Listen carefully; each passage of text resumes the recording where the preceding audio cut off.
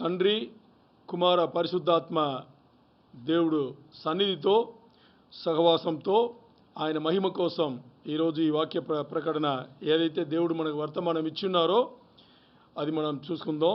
Bible గ్రంథం తీసుకుంటే నిన్నటి రోజున మనం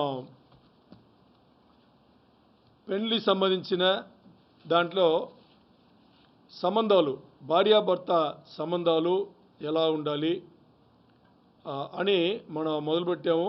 ఈరోజు దానిలో రెండవ భాగం దేవుడు చక్కగా వర్తమానం ఇచ్చున్నారు. అంటే నిన్న మనం మాట్లాడుకున్నది సంబంధాలను నాశనం చేసే అబద్ధాలు అని చెప్పేసి నిన్న దేవుడు మనకి ధ్యాన భాగం ఇచ్చున్నారు. దాంట్లో మొదటి అబద్ధం ఏంటి అని చూసాం. ఎవరైనా గుర్తుందా మొదటి అబద్ధం ఏంటి అని? ఈ జీవితంలో నాకు కలిగే సంతోషం కానీ, నాకు కలిగే తృప్తి కానీ నా వలనే కలుగుతుంది అని సాతాను లోకంలో పెట్టిన ఆ అబద్ధమును భార్యాభర్త ఎవరైతే పట్టుకుంటారో వాళ్ళ జీవితాలు బాగుపడవు. ఎందుకంటే వాళ్ళకి అండర్స్టాండింగ్ అర్థం చేసుకోరు. అలాగే ఈరోజు మనకి ఉండే సమయం కొలిది ఒకటో రెండో అబద్ధములు ఏంటని మనం వాక్యం ఏం చెప్తుందో దాన్ని మనం చూసుకుందాం. ఈరోజు మనం మాట్లాడే మాటలు ఉన్నాయి కదా, పదములు అంటాం కదా, మాట్లాడే మాటలు. ఈ మాటలు ఎలా ఉండాలి అనేది వాక్యం మనకి చెప్పింది. దానికి సంబంధించిన ఇది రెండవది అబద్ధం. దానికి సంబంధించిన అబద్ధం లోకంకు సాతాను ఏమిచ్చున్నాడు, ఆ అబద్ధంను పట్టుకుంటే దేవుడు ఏదైతే మనకి వర్తమానం ఇచ్చున్నారో పరిశుద్ధ గ్రంథంలో ఇది మనకు అర్థం కాదు. ఆ అబద్ధం పట్టుకుంటే అంటే ఇప్పుడు ఆ అబద్ధం ఏమని తెలిస్తే దాన్ని వదిలేవచ్చు కదా. అది ఈరోజు దేవుడు మనకి ఇచ్చిన వాక్య భాగం అన్నమాట. ఏంటి అని చూస్తే మనకి ఈ అబద్ధం అనగానే మనకు గుర్తొచ్చేది ఏంటి అని చూస్తే ఈరోజు మన వాక్య భాగం వచ్చేసి సంబంధాలను నాశనం చేసే అబద్ధాల్లో రెండవది అబద్ధం. ఈ రెండవది అబద్ధం వచ్చేసి అది మన మాట్లాడే మాటలు ఎంత శక్తివంతమైంది లేకపోతే ఎంత బలహీనమైంది దాన్ని బట్టి ఇతర వ్యక్తులు వచ్చేసి ఏమైపోతారు అనే దీని గురించి ఈరోజు దానికి సంబంధించిన అబద్ధం సాతాను లోకంలో ఏం పెట్టి ఉన్నాడు. ఈ అబద్ధం మనకు తెలిస్తే అప్పుడు మనం వాక్యం ఏం చెప్పిందో దాన్ని మనం పట్టుకోవచ్చు, అబద్ధాన్ని వదలొచ్చు. అది మనం ఈరోజు దేవుడిచ్చింది. ఏమని చూస్తే ఈ అబద్ధం వచ్చేసి సాతాను బయట లోకముకు ఇచ్చిన అబద్ధం వచ్చేసి ఏంటంటే, నన్ను ఎవరన్నా కర్రబెట్టి కొట్టితే నాకు నొప్పిస్తుంది కానీ ఏదో మాట్లాడేసి వెళ్ళిపోయారు నాకేమవుతుంది అది. ఇది అబద్ధం అన్నమాట. బయటలే సాతాను పెట్టిన అబద్ధం ఏంటి, ఎవరన్నా నన్ను కొట్టితే నాకు శరీరంలో నన్ను తాకితే నాకు నొప్పేస్తుంది, నేను బాధపడాలి. వాళ్ళు ఏదో మాట్లాడితే మాట్లాడుకొని అనేది అబద్ధం. అంటే ఇక్కడ మనకు బాగా తెలుసు కర్ర పట్టి కొట్టితే కాసేపు నొప్పి ఉంటుంది, అది మర్చిపోతాం. మరి మాట్లాడిన మాటలు, కించపరిచి మాట్లాడిన మాటలు ఎప్పుడన్నా మర్చిపోద్దామా? కొంచెం హృదయంకి తాకేది, మనసుకి తాకినట్టుగా ఎవరన్నా అసహ్యంగా మనల్ని మాట్లాడేస్తే అది మనం ఎప్పుడన్నా మర్చిపోతామా? మర్చిపోము. మరి సాతాను లోకంలో దీన్ని ఎలా పెట్టాడంటే, ఎవరన్నా మనం కొట్టితే మనకు నొప్పేస్తుంది కానీ ఏదో మాట్లాడితే మాట్లాడుకొని పోతే పోని అంటారు కదా, అప్పుడు అది పోతే పోని అంటారు కానీ మరి అది లోపల అలాగే ఉండిపోతుంది. సో ఈ అబద్ధంను బయటలో పెట్టాడు. ఈ అబద్ధంను భార్యాభర్త ఏం చేశారంటే దాన్ని కొనుక్కున్నారు, లోకం నుంచి కొనుక్కున్నారు. కొనుక్కుని ఏం చేస్తారంటే భర్త భార్య దగ్గర దీని అలవాట్లాగా చేసుకుంటే అప్పుడు ఏమవుతుంది, అక్కడ ప్రశాంతం ఉండదు. దేవుడు చెప్పిన రీతిలో అక్కడ ఏముండదు, జీవితం గడవదు. అది ఏమని మనం చూద్దాం. ఇప్పుడు మనకి బాగా చూసుకోండి, సంబంధాలు అంటే రిలేషన్షిప్ అంటాం కదా, ఈ సంబంధాలను నాశనం చేసే విషయములు ఎన్నో ఉన్నా కానీ దాంట్లో పదములు, మాటలు చాలా చాలా ఇంపార్టెంట్ అన్నమాట. అది భార్యాభర్త అవ్వచ్చు, తల్లిదండ్రి పిల్లలు, ఏ సంబంధాలనే అవ్వచ్చు, ఫ్రెండ్స్ అవ్వచ్చు. ఫ్రెండ్స్ ఎందుకు విడిపోతారు? మాటల ద్వారానే విడిపోతారు. ఎవడు ముందు రాగానే కొట్టుకోడు, రాగానే తంతాడా? ఎవడన్నా రాగానే కొట్టేస్తాడా? లేదు, ముందు మాటలే. మాటలనే వాడు మాట్లాడే సరిలేదు, నేను ఇంక ముందు వాడితో ఏం పెట్టుకోను. ప్రేమికులు చూడండి, మాటలనే విడిపోతారు. భార్యాభర్తలు మాటలనే విడిపోతారు. తల్లిదండ్రులకు పిల్లలతో మాటలనే. మాటలకి ఎంత విలువ ఉందంటే అంత విలువ ఉంది. ఈరోజు మనకి దేవుడు దీని గురించే వర్తమానం ఇచ్చి ఉన్నారు. ఏమని చూద్దాం. మనకి ఇప్పుడు చూస్తే మన అందరు కూడా బాగా అర్థం చేసుకోండి, నాతో సగా మన అందరు కూడా ఎన్నో సంబంధాలను మనం చెడగొట్టుకున్నామో మన మాట్లాడినతోనే, మన మాటలతోనే. కాదని ఎవరు చెప్పలేదు. మన ఇక్కడ గుండెల్లో చేయబెట్టి మనం చెప్పుకుంటే మన అందరూ ఈ పని చేసిన వాళ్ళే. ఎందుకు ఈ పని చేసాము అంటే, ఈ మాటలు ఏం చేస్తుందంటే మనకి తెలియ ఉంటేనే ఒకటి ఓ గుంపును మన దగ్గర తీసుకొస్తుంది, లేకపోతే ఉండే గుంపును మన దగ్గర నుంచి విడగొట్టి తీసుకెళ్ళిపోతుంది. ఓ మంచి ఉదాహరణ మీకు కరెక్ట్గా అర్థం అవ్వాలంటే, ఇప్పుడు రాజకీయ నాయకులు 5 సంవత్సరాలు ఒకసారి వాళ్ళు పాలన రూలింగ్ వస్తారు కదా. మొదటిసారి 5 సంవత్సరాలు వచ్చినవాడు ఇంకోసారి రాడు. ఎందుకు రాడు చెప్పండి? వాళ్ళు మాటలు భయంకరంగా మాట్లాడి ఉంటారు. ఏమని మేము ఇది చేస్తాం అది చేస్తాం ఏదో చెప్పింటారు, ఏదైనా చేసి ఉంటారు. వాళ్ళు ఎవడు ఏం చేయడు, రారు. అలాగే మనకు చూడండి, చిన్న నుంచి ఎంతోమంది స్నేహితులు ఉంటారు, ఫ్రెండ్స్ సర్కిల్ ఇప్పుడు ఎంతమంది మిగిలేరు? ఎందువల్ల? దాంట్లో ఎక్కువ చూడండి మన బిహేవియర్ వల్ల. ఆ బిహేవియర్ల మాటలే ఎక్కువ ఉంటుంది. చాలా కారణాలు ఉంటుంది. అలాగే మన కుటుంబాలు, బంధం ఉంటుంది కదా, బంధువులు ఉంటారు కదా. ఈ బంధువులు చూడండి, స్టార్టింగ్లో అన్నీ బాగానే ఉంటుంది. పోను మన దగ్గర బంధువులు ఉంటే పెద్ద విషయం అనమాట. అందరూ ఎగిరిపోతారు. ఎందుకు? మనం మాట్లాడేది వాళ్ళకి నచ్చి ఉంటుంది, వాళ్ళు మాట్లాడేది మనకి నచ్చి ఉంటుంది. అన్ని మాటలే. ఈ మాటల ద్వారా ఏమవుతుందంటే, ఒకరిని ఆకర్షింపబడి మనతో పెట్టుకోవాలన్నా, లేదు మన నుంచి దూరం చేయాలన్నా మన నోటి నుంచి వచ్చే మాటలే. మనం అంటే అందరూ, ఎందుకంటే ఉండేవాళ్ళు అందరూ కూడా సంబంధాలు కలిగిన వాళ్ళే కదా. ఏదన్నా ఒక సంబంధం లేకుండా ఉండరు. ఇప్పుడు నన్ను తీసుకుని సందీప్ని తీసుకుంటే, సందీప్ నేను ఏమనుకోవాలి? నా సంఘ సభ్యుడు సంబంధం ఉంది, ఇలాగ ఏదో ఒకటి సంబంధాలు కలిగే మన అందరూ బతుకుతాం. ఈ సంబంధాల్లో మనం మాట్లాడే మాటలు ప్రధాన ఒక స్థానంలో ఉంది అన్నమాట. అవి ఎలా మాట్లాడాలి, ఏం చేసుకోవాలి, సంబంధాలను అంటే సంబంధాలను మన దగ్గరనే పెట్టుకోవాలంటే, బాగా పెట్టుకోవాలంటే, దేవుడు ఈ సంబంధాలను ఏ దృష్టిలో సృష్టి చేశాడో అదే కోణంలో మనకి తెలిసి పెట్టుకోవాలంటే ఏం చేయాలి అన్నది ఈరోజు అన్నమాట.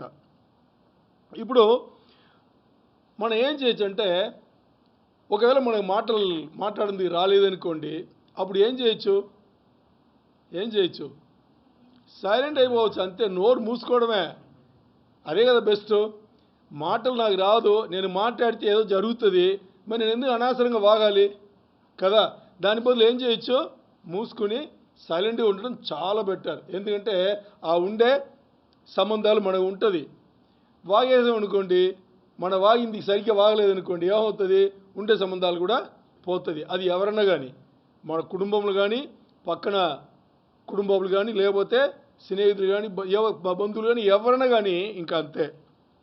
అందుకే ఇక్కడ చూడండి, సొలొమోన్ గారు, బైబిల్లో సొలొమోన్ గారు సామెతలు గ్రంథంలో 18:21 చెప్పినారు. ఏం చెప్పారు? చదవండి. సామెతలు 18:21. ప్రొవర్బ్స్ 18:21. జీవ మరణములు నాలుక వశము, దాని యందు ప్రీతిపడేవారు దాని ఫలము తిందురు. చూసారా ఎంత క్లుప్తంగా చిన్న వెర్సులో ఎంత గొప్ప విషయం పెట్టాడు తెలుసా సొలొమోను? దాని అర్థం తెలుసా? ఇంకోసారి చెప్తారా? జీవ మరణములు ఆపండి. జీవ మరణములు అంటే బతికించేది, లేకపోతే చంపేది. ఒకటి బతికించేది, లేకపోతే చంపేది. దేని వశమంట? నాలుక వశమంట. ఎక్కడ? నాలుక టంగ్ అంటాం కదా, దీంట్లో పెట్టాడు. ఇంగ్లీష్ ఏం చెప్పారు? The tongue can bring death or life అన్నారు. జీవ మరణములు నాలుక వశం. తెలుగులో చక్కగా చెప్పారు. జీవ మరణములు నాలుక వశం అంటే మాటలు ఎక్కడి నుంచి వస్తుంది? ఏదైనా కానీ ఇప్పుడు ఈ నాలుకని పట్టుకున్నాను అనుకోండి, ఏ రాదు. ఇది ఊగాలి. ఇది ఊగేటప్పుడే రూపల నుంచి ఓకల్ కాడ నుంచి వచ్చే గాలి ఉంది కదా, దీన్ని బ్యాలెన్స్ చేస్తే సౌండ్ బయటలో పడుతుంది కదా. ఇప్పుడు మనం మాట్లాడి అక్కడ జీవితాలు బాగా జరగాలన్నా, లేదు అక్కడ అందరూ మృత్యులో పోవాలన్నా, మరణించి చనిపోవాలన్నా మనం మాట్లాడే మాటలోనే ఉంది అని చెప్పేసి ఎవరు చెప్పారు? సొలొమోను. సొలొమోను ఎవరు? గొప్ప జ్ఞాని కదా. ఒక జ్ఞాని చెప్తే వినాలా వద్దా? వినాలి. ఆయన అంత గొప్ప వ్యక్తి, అన్నీ తెలిసిన వ్యక్తి, అన్నీ అనుభవించిన వ్యక్తి. ఆయన చెప్తున్నాడు. ఏం చెప్తున్నాడు? జీవమన్న కానీ మరణమన్న కానీ నాలుక వశం. మరి సెకండ్ పార్ట్ ఇంకా ఘోరంగా ఉంది, పెద్ద బాంబు పేలినట్టుగా ఉంది. ఏం చెప్పారు తెలుసా? మీకు అనిపించకపోవచ్చు. సెకండ్ పార్ట్ ఏం చెప్పారు తెలుసా ఆయన? దీని ఎక్కువ ఎవరు ప్రేమిస్తారో, దేని నాలుకను ఎక్కువ ప్రేమించి మీరు జీవం కలిగిన మాటలు ఎక్కువ మాట్లాడే వాళ్ళైతే, దాంట్లో ప్రేమికులైతే దానికి సంబంధించి మీ జీవితం ఉంటుంది. లేదు మీరు మీ నాలుకను ప్రేమించి ఎక్కువ మాటలు మరణం అంటే విడగొట్టడం పైన మీరు మాట్లాడుతుంటే, అంటే ఏదైతే మీరు పలుకుతున్నారో దాన్ని బేసేసి విడగొట్టే రీతిలో ఉంటే అది విడగొట్టడమే, మరణమునే తీసుకొస్తుంది. వాళ్ళు కూడా అలాగే అవుతారు. అదే చెప్పడం. ఏం చెప్పింది చూసారా? Those who love to talk will reap the consequences. అంటే ఎవరైతే జీవం కలిగిన బతికించే మాటలు మాట్లాడతారో వాళ్ళకి బతుకు బాగుపడుతుంది. ఎవరికైతే నాశనం కల్పించే మాటలు మాట్లాడతారో వాళ్ళు ఆ నాశనమే గురి అవుతారు అని చెప్పేసి సొలొమోను గారు చాలా చక్కగా చెప్పారు. ఈ వచనం ఎప్పుడన్నా చదివారా? ఈ కోణంలో చదివారా మీరు? చిన్న వచనం కదా. ఈ చిన్న వచనంలో ఎంత ఎంత ఎంత లోతైన ఒక విషయంలో ఆయన పెట్టాడు. సో అందుకని మనం ఏం చేయాలి? మన మాటలు ఇక్కడ అర్థమైంది. మనం మాట్లాడేది ఎదురుగా ఏముందో దాన్ని జీవింప చేయాలి, దాన్ని చంపెట్టుగా ఉండకూడదు. ఇంకోటి, మన మాటలు ఎదురుగా ఉండే దీన్ని జీవింప చేస్తే మన జీవితం కూడా అలాంటి జీవితంగా మారుతుంది మంచిగా. మరి మన మాటలన్నీ అందరినీ అక్కడ చంపేసి అనుకోండి. చంపేసినట్టు ఏంటి? మనుషులను చంపడం, హత్య చేయడం కాదు, బంధాలు తెగిపోవడం. అలా మాట్లాడతారు కొంతమంది. మొహమైన మాట్లాడతానని చెప్పేసి బంధాలు తెచ్చుకుంటారు, సంబంధాలు తెంచుకుంటారు అంతే.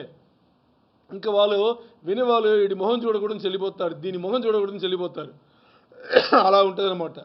సో సొలొమోను చెప్పింది అదే చెప్పారు. ఇప్పుడు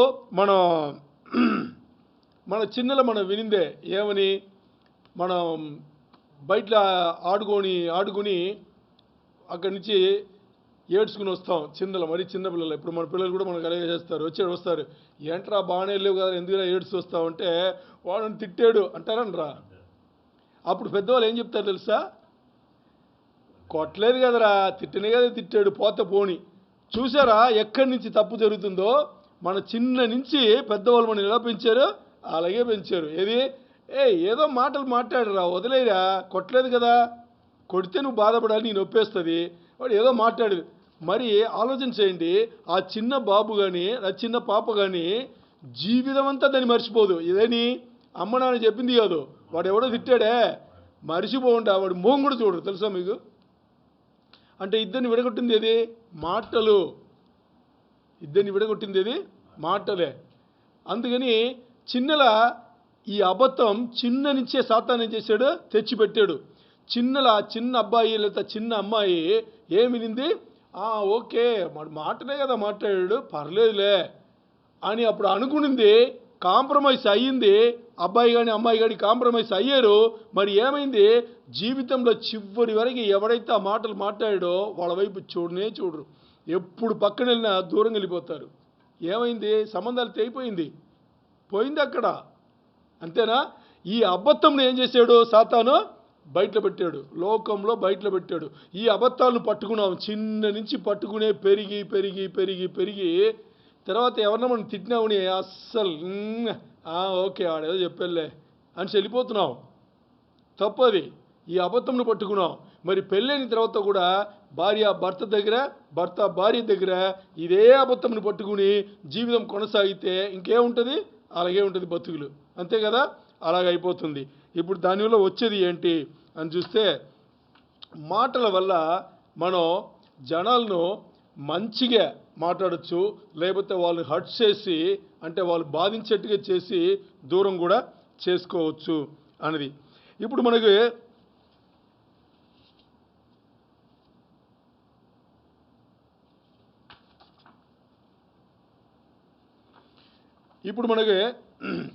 ఈ మాటలు ఏం చేస్తుందంటే, ఒక వ్యక్తిని, ఒక అమ్మాయిని, లేకపోతే అబ్బాయిని, ఒక వ్యక్తిని ఏం చేస్తుంది అని చెప్తే చాలా బాగుంటుంది అనమాట. అంటే ఒక వ్యక్తి తన జీవితంలో బాగా కట్టుకోవాలన్నా మాటలే కావాలి. అలా లేకుండా ఆ జీవితం నాశనం అయ్యి ఏదో ఒకలాగా మోసం పోయినా కానీ ఆ మాటలే అవసరం పడుతుంది. ఒక వ్యక్తి మాట్లాడే మాటలే. అది ఏ వ్యక్తి అనేది తర్వాత చూసుకుందాం. దాని తర్వాత ఒకలాగా మోటివేట్ అంటే ప్రేరేంపబడి జీవితంని ఎంత బాగా కట్టుకోవాలని ప్రేరేంపబడిది మాటలు వినే, లేకపోతే ఆ జీవితాన్ని నాశనం చేస్తుంది కూడా మాటలు వినే. ఇంకోటి, ఒక వ్యక్తి వచ్చేసి మాటలు వినే తనను గురించి మంచిగా అనుకోవడం, లేకపోతే చెడుగా అనుకోవడం.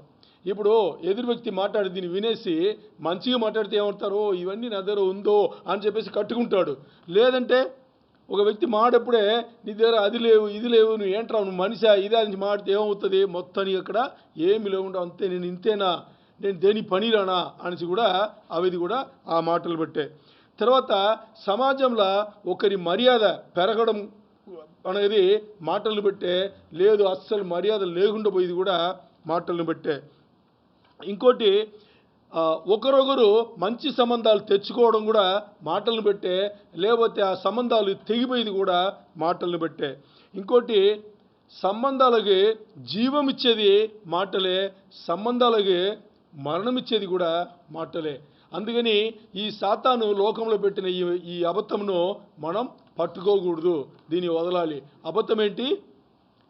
కొట్టితే నొప్పేస్తుంది కానీ మాట్లాడితే ఏమవుతుందిలే అనేది అబద్ధం. ఈ అబద్ధమును సాతాను చేశాడు, అక్కడ అంటే లోకంలో పెట్టి ఇది అందరినీ ఫ్రీగా కొనెట్టుగా చేశాడు. ఏం చేశాడు? ఫ్రీగా కొనెట్టుగా చేశాడు. ఫ్రీగా కొన్న వాళ్ళు ఏం చేశారు తెలుసా? దానికి ఎంత విలువ ఇచ్చారంటే అంత విలువ ఇచ్చారు. జీవితం నాశనమైంది. ఏది నాశనమైంది?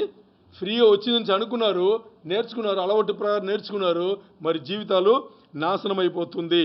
అందుకని ఇక్కడ మనం మాట్లాడే మాటలు వచ్చేసి చాలా జాగ్రత్తగా ఆలోచన చేసి తర్వాత మాట్లాడాలి అనేది ఇక్కడ మనకు ఉండే పాఠం అన్నమాట. అంటే ఈ మాటల గురించి మాట్లాడేప్పుడు ఒక భార్యాభర్త మాత్రంగా ఆ సంబంధం మాత్రం కాదు, ఏ సంబంధాలన్నా కానీ ఇది వర్తిస్తుంది. మరి ఈరోజు మనం మాట్లాడేది భార్యాభర్త గురించి మాట్లాడుతున్నాం. ఇప్పుడు తీయండి యాకోబు 4వ అధ్యాయం. మన చూడబోయే ఈ 4 అబద్ధాలు కూడా యాకోబు పత్రిక నుంచే చూడబోతున్నాం. యాకోబు 4:11 వచనం చదవండి. జేమ్స్ 4:11.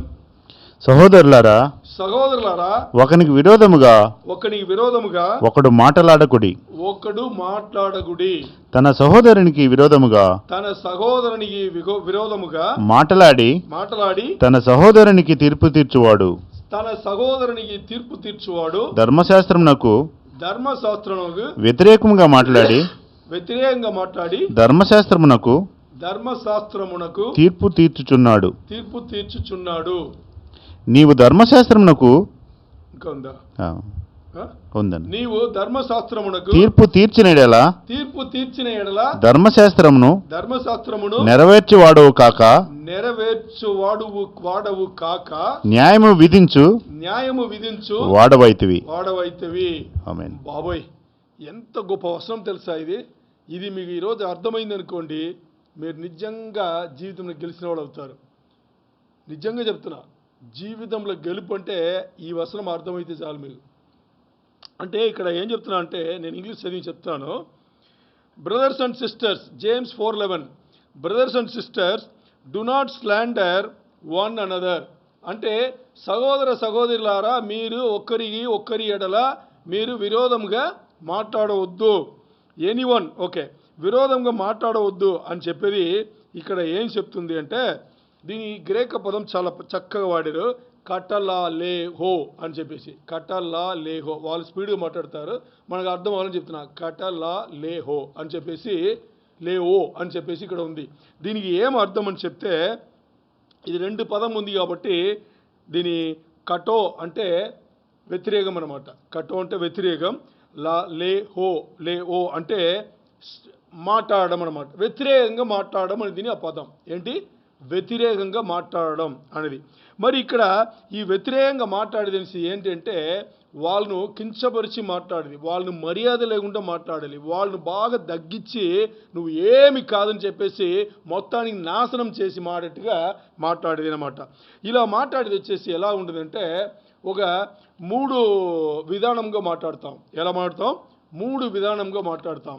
ఎలా మాట్లాడతాం అంటే, మొదటి విధానంగా వినండి. ఇక్కడ మొదటి విధానం ఎలా మాట్లాడుతున్నామంటే, మాట్లాడేటప్పుడే, ఇప్పుడు నేను ఎల్ఎస్రావు మాట్లాడేమనుకోండి, మాట్లాడేటప్పుడే ఎలా మాటలు అయిపోతుందంటే, నేను మాట్లాడుతున్నా ఆయన వింటున్నాడు అనుకుందాం. మాట్లాడేటప్పుడే ఏ ఉద్దేశం లేకుండా, అంటే మాట వరుసకే ఏం చేసేస్తాను, ఆయన తగ్గించి మాట్లాడినట్టు ఓ పదం బయటలో పడుతుంది. మరి నాకు తెలియదు, ఎందుకంటే నేను మాట్లాడుతున్నాను కాబట్టి తెలియదు. మరి ఆయనకు అది ఆయన గురించి కదా, ఆయన గురించి తక్కువ మాడితే ఏమవుతుంది? అలాగే మాట వరుసల ఏ ఉద్దేశం లేదు, ఆయన తక్కువ చేయాలి, ఇలా మాడాలని లేదు, మరి మాట వరుసగా వచ్చేస్తుంది. ఇది అన్ఇంటెన్షనల్ అంటారు. అంటే మన ఇంటెన్షన్ లేదు, ఇలా చెప్పాలి, ఆయన తక్కువ చేయాలి లేదు, మరి అలా వచ్చేసింది. ఇది ఒక విధానం. అయితే రెండో విధానం ఏంటి అనేటప్పుడు, ఇది ఆత్మీయంగా మన యాకోబు గారు రాశారు కాబట్టి, క్రైస్తవులకు రాశారు కాబట్టి, రెండవది వచ్చేసి మనం 2 సహోదరులు మాట్లాడుతుంటాం. 2 సహోదరులు విశ్వాసులే మాట్లాడుతుంటాం. మాట్లాడేటప్పుడు ఏమవుతుందంటే, నువ్వు అది చేయట్లేదు, దేవునికి నచ్చదు అనేస్తాం. అంటే నువ్వు అది చేయట్లేదు, దేవునికి నచ్చదు అనేస్తాం. లేకపోతే నువ్వేంటి ఇంత లావుగున్నావు, తగ్గించవా అనేస్తాం, ఫ్రెండ్లీగానే అనేస్తాం. లేకపోతే అదే నువ్వు చచ్చి వచ్చావు, నువ్వు ఇలాంటి బట్టలు ఎలా వచ్చేస్తావు అనేస్తాం. ఇది మన ఉద్దేశపూర్వకంగా అనలేదన్నా కానీ ఏమవుతుంది, వాళ్ళు హట్ అవుతారు. అంటే ఎదురు వ్యక్తి వచ్చేసి హట్టబెట్టిగా ఏమైనా మాట్లాడితే పెద్ద తప్పైపోతుంది. అక్కడ అది మాడకూడదు. అలా మాట్లాడితే ఇప్పుడు చదివిన వాక్యంలో రెండో భాగం మనకు వర్తిస్తుంది. నేను చెప్తాను మీకు రెండో భాగం ఏంటని. ఇప్పుడు మూడవది విధానం ఏంటంటే, కొంతమంది విశ్వాసులు ఉంటారు, మాట్లాడుకుంటారు, వాళ్ళ గురించో అంటే ఒక వ్యక్తి ఇంకో వ్యక్తితో మాట్లాడతారు. ఒకటి ఈ వ్యక్తి ఆ వ్యక్తినో, లేకపోతే ఇద్దరు కలిసి ఎవరినో, విశ్వాసులే కావాలనే మాట్లాడతారు. ఏంటి, నేను కూడా మాట్లాడినవాడిని, మన అందరూ మాట్లాడిన వాళ్ళే, తెలుసో తెలియకుండా అందరూ మాట్లాడిన వాళ్ళే. సో కావాలనే మాట్లాడతారు. మొదటి విధానంలో మాట్లాడితే పర్లేదు, దేవుడు దాన్ని పట్టించుకోరు. అంటే మాట వరుసగా వచ్చింది కాబట్టి దాన్ని దేవుడు పట్టించుకోరు. మరి రెండవది, మూడవది విధానంలో మాట్లాడమే. రెండవది విధానం ఏంటి, ఆత్మీయంగా విశ్వాసులే ఆత్మీయంగా నువ్వేంటి ఇలా వచ్చావు, నువ్వేంటి ఇలా వచ్చావు, నువ్వేంటి అలా ఉన్నావు, ఇలాగున్నావు, దేవుణ్ణిలో నథింగ్ డూయింగ్. ఒకరు దేవుణ్ణిలో ఎలా ఉన్నారు అనేది ఇంకోరికి అనవసరం. అది విశ్వాసే అయి ఉండొచ్చు, విశ్వాసే అయి ఉండొచ్చు. ఇంకోరు దేవుణ్ణిలో ఎలా ఉన్నారనేది అనవసరం. బోధ చేసేటప్పుడు ఉపదేశకుడు ఏదైనా బోధ చేస్తున్నాడా, దేవుడి మాటలు వింటున్నామా, అక్కడ మారుదాం, దాంతో అయిపోయింది. బైబిల్ చదువుతున్నామా, చదివినప్పుడు దేవుడు తాకితే మారుదాం. దీన్ని వదిలేసి వీళ్ళు అలాగున్నారు ఇలాగున్నారు అనేది ఆత్మీయం కూడా మనం అనుకుంటాం, ఏమనుకుంటాం, మనం వాళ్ళ మంచిగా కదా చెప్పాం. నువ్వెవత్తి, నేను అడుగుతున్నా చెప్పండి, నువ్వెవత్తి అలాంటి మాటలు మాట్లాడానికి? వాళ్ళకి తెలియదా? వాళ్ళకి వాళ్ళ దేవుడు, నీకు నీ దేవుడు, అంతే, దాంతో అయిపోయింది. అంతేనా? ఆత్మీయ జీవితంలో వాళ్ళకి వాళ్ళ దేవుడు ఎవరు? అందరి యేసయ్యనే దేవుడు. సో దేవుడు యేసయ్య వాళ్ళ జీవితంలో వాళ్ళకి ఏం చేయాలో అలాగే పనిచేస్తున్నారు. నువ్వెవరు తీర్పు తెచ్చడానికి, నువ్వెవరు ఒక్కొక్కరి గురించి మాడడానికి? ఇది రెండవది. మూడవది ఏంటి? మూడవది కావాలనిసే మాట్లాడు. విశ్వాస అయ్యుంటే కూడా మాట్లాడకూడదని తెలిసి కూడా కావాలని మాట్లాడడం. ఈ రెండవది విధానం, మూడవ విధానంలో ఎవరన్నా మాటలు మాట్లాడుంటే ఇంకా పాపక్షమాపణ అడగవలసిందే, రిపెంట్ అవ్వాల్సిందే. దేవుడి దగ్గర రిపెంట్ అవ్వలేదంటే దేవుడు అస్సలు ఒప్పుకోడు. ఎందుకంటే అదే ఇక్కడ అవసరం చెప్పింది. వచనం చెప్పింది ఏంటి? అదే చెప్తుంది. చాలా చక్కగా స్ట్రాంగ్గా చెప్పింది. ఏం చెప్పింది అని చూస్తే ఇక్కడ చూడండి, లేవియకాండం 19:16 తీయండి. లేవియకాండం, లెవిటికస్ 19:16. లేవియకాండం 19:16, లెవిటికస్ 19:16 చదవండి. నీ ప్రజలలో కొండెములాడుచు నీ ప్రజలలో కుండెములు ఆడుచు ఇంటింటికి తిరగకూడదు. నీ సహోదరునికి ప్రాణహాని చేయ చూడకూడదు. నేను యెహోవాను. ఆమేన్. అంటే ఇక్కడ అదే ఇంగ్లీష్లో సింపుల్గా చెప్పారు, do not spread slanderous gossip among your people అన్నారు. ఏంటి? Do not spread slanderous gossip among your people. Slanderous gossip అంటే ఏం చెప్తారంటే, ఒక వ్యక్తి ఇంకో వ్యక్తి దగ్గర మాట్లాడేటప్పుడే ఆ మాటలు వినే వ్యక్తిని చంపెట్టుగా తక్కువ చూపు చూసి కించబరిచి మాట్లాడే దీన్ని స్లాండరస్ గాసిప్ అంటారు.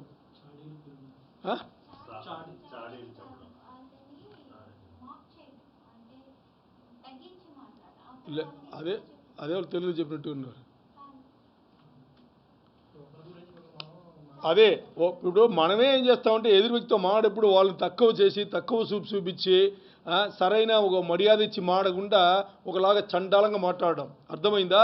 అలాంటి పనులు మీరు ఇంటింటి తిరిగి ఎవరి దగ్గర చేయకండి అనేసి ఇది లేవియకాండంలో అప్పుడే చెప్పబడింది. లేవియకాండంలో అప్పుడే చెప్పారు. ఎవరు చెప్పింది? మోసెస్ రాసి ఉన్నారు, అప్పుడే రాసి ఉన్నారు. సో ఇక్కడ మనం ఎలా మాట్లాడాలి, ఏ మాటలు మనకు బయటలో పడాలి అనేది యాకోబు 4:11 చెప్పింది కూడా అదే కదా. మొదట్లో ఏం చెప్పారు ఆయన? బ్రదర్స్ అండ్ సిస్టర్స్, సహోదరులారా, మీ సహోదరిని ఒకరి వ్యతిరేకంగా మాట్లాడకూడదు అని చెప్పింది అదే కదా. అదే ఇక్కడ కూడా లేవియకాండం చెప్పింది యాకోబు తీసి రాసి ఉన్నారు ఇక్కడ.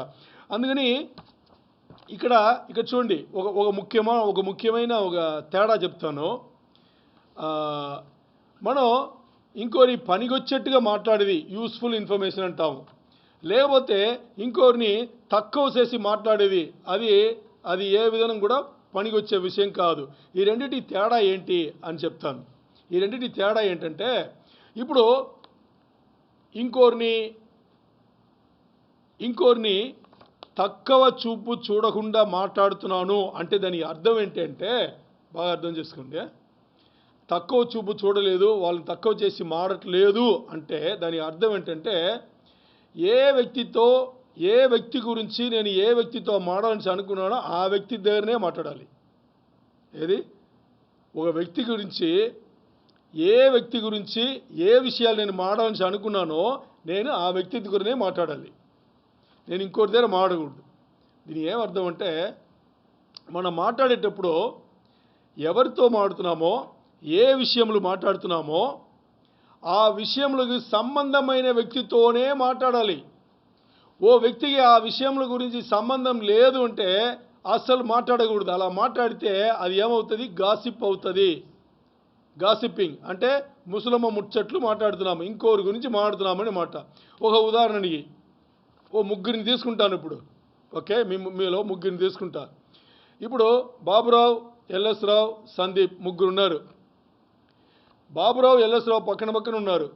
ఏం చేస్తున్నారంటే వీళ్ళు సందీప్ గురించి మాట్లాడుతున్నారు. ఏం మాట్లాడుతున్నారు? సందీప్ గురించి మాట్లాడుతున్నారు. ఇప్పుడు సందీప్ గురించి బాబురావు ఏమైనా మాట్లాడాలంటే బాబురావు ఏం చేయాలి? సందీప్ దగ్గరకు వచ్చి మాట్లాడాలి. ఎందుకంటే సమస్య ఏదైతే మాట్లాడుతున్నామో అది సమస్య అనుకుంటే అది మాట్లాడి తీరిన తర్వాత వచ్చేది పరిష్కారం. అంతేనా? అర్థం చేసుకోండి. ఏదైతే మనం సమస్యని మాట్లాడుతున్నామో ఆ సమస్యకి సంబంధమైన వ్యక్తులతో మాట్లాడాలి. మాట్లాడితే దేవుడు దాని గాసిపింగ్ కింద పెట్టలా. మరి ఆ సమస్యకు సంబంధం లేని వాళ్ళతో పెట్టుకున్నా, లేకపోతే ఆ సమస్యకు సంబంధించిన పరిష్కారముకు సంబంధం లేకుండా మాట్లాడినా అది గాసిపింగ్ కింద లెక్క. ఇప్పుడు బాబురావు, ఎల్ఎస్రావు, సందీప్ గురించి ఏదో తక్కువ చేసి మాట్లాడుతున్నారు, అది గాసిపింగ్ కింద లెక్క వస్తుంది. మరి అదే బాబురావు డైరెక్ట్ సందీప్తో, సందీప్ నేను ఇలా అనుకున్నానమ్మా, నువ్వు ఇలా చేసావు కదా, నేను ఇలా అనుకున్నానమ్మా, కొంచెం మార్చుకో అని చెప్పేసి అనుకోండి. ఇప్పుడు సమస్య ఇద్దరి మధ్యలో ఉంది, సమస్య పరిష్కారం కూడా ఇద్దరి మధ్యలో ఇప్పుడు అయిపోయింది. ఇప్పుడు వీళ్ళ ఇద్దరు నా దగ్గర తీసుకొచ్చారనుకోండి, నా దగ్గర తీసుకొస్తే ఇది గాసిపింగ్ అవుతుందా, మంచి విషయం అవుతుందా? గాసిపింగ్ అవ్వదు. ఎందుకంటే ఇద్దరు సంఘ సభ్యులు కాబట్టి సమస్య నాకు సంబంధం లేదు, మరి పరిష్కారంలో నాకు సంబంధం ఉంది. అర్థం ఉందా? ఇద్దరు నా దగ్గర ఇద్దరు సంఘ సభ్యులు కాబట్టి వాళ్ళ సమస్యలో నాకు సంబంధం లేకపోయినా దీంట్లో పరిష్కారం నేను ఇవ్వగలను అని చెప్పేసి ఇద్దరు నా దగ్గర వస్తున్నారు. వచ్చి ఏం చేస్తున్నారు? సమస్య చెప్పి నా దగ్గర పరిష్కారం అడుగుతున్నారు. అందుకని ఒక సమస్యల ఒకటి వాళ్ళకి సంబంధం ఉండాలి, లేకపోతే ఆ సమస్యకు సంబంధించిన పరిష్కారంలో వాళ్ళ ఎవరో వ్యక్తికి సంబంధం ఉండాలి. అప్పుడు వాళ్ళు సమస్య గురించి తెలుసుకోవచ్చు. మరి సమస్యల సంబంధం లేదు, పరిష్కారంలో సంబంధం లేదు అనే మూడో వ్యక్తికి సమస్య వెళ్ళనే కూడదు. ఒకవేళ నువ్వు చెప్తే నువ్వు దేవునికి వ్యతిరేకంగా తప్పు చేస్తున్నావు. అర్థమైందా? తప్పు తప్పు అదే మాట్లాడుతున్నాం. సమస్య అంటే అదే, ఏం కనుక్కోవాలి వాళ్ళ దగ్గరే కనుక్కోవాలి, లేకపోతే దేవుడికి మొరపెట్టాలి. అయిపోయింది. దాంతో ఒకటి వాళ్ళు సమస్యకు సంబంధమైన వాళ్ళు ఉండాలి, లేకపోతే వాళ్ళకి పరిష్కారంలో సంబంధమైన వాళ్ళ ఉండాలి. ఈ రెండుకి సంబంధం లేని వాళ్ళ దగ్గర ఏ మ్యాటర్ బయటికి వెళ్ళినా అది దేవుడు తప్పు కింద లెక్క పెడుతున్నారు. అదే ఇక్కడ చెప్పబడింది. ఓకే, ఇప్పుడు చూడండి, మనకి ఎందుకు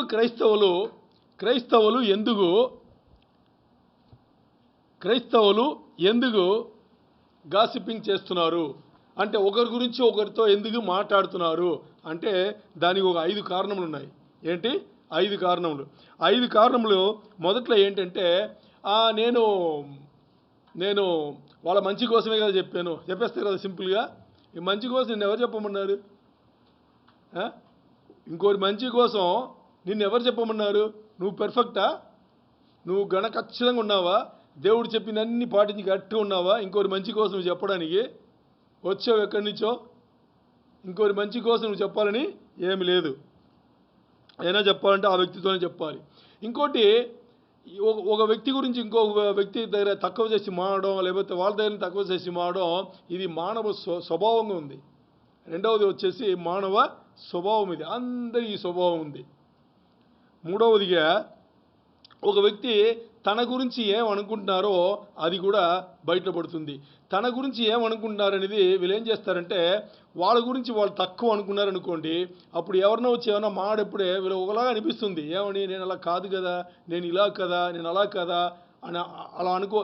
నీ గురించి నువ్వు తక్కువ చేసే లో సెల్ఫ్ ఎస్టీమ్ అంటారు.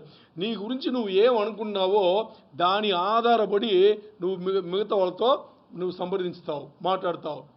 4వ పాయింట్ వచ్చేసి, చాలామంది ఇలా బయలుదేరుతారు. ఏమని? గుంపు చేర్చుకోవాలి. ఏంటి? ఒక్కడిగా ఉంటే వాళ్ళకి భయం ఉంటుంది. అందుకని వాళ్ళు ఎలాగుంటారో వాళ్ళలాగా మాడేవాళ్ళు 10 మంది చేర్చుకుని ఎప్పుడు సేఫ్ ప్లే చేయాలని అనుకుంటారు. To make alliances. ఏంటి? To make alliances. గుంపు చేసుకుంటారు వాళ్ళు, అలా మాట్లాడతారు. దానికోసం ఆ భయం అన్నమాట. 5వది ఏంటి అనేటప్పుడు, కొంతమంది ఏం చేస్తారంటే, నేను నిజంగా కదా చెప్తున్నా అని చెప్పేసి తక్కువ చూపు చూసి మాట్లాడతారు. మీకు ఇది అర్థం అవ్వాలంటే ఉదాహరణ చెప్తా. ఒక పెద్ద ఆవిడను కోర్టుకు తీసుకొచ్చారు. ఆవిడ తప్పు చేసిందని కోర్టుకు తీసుకొచ్చారు.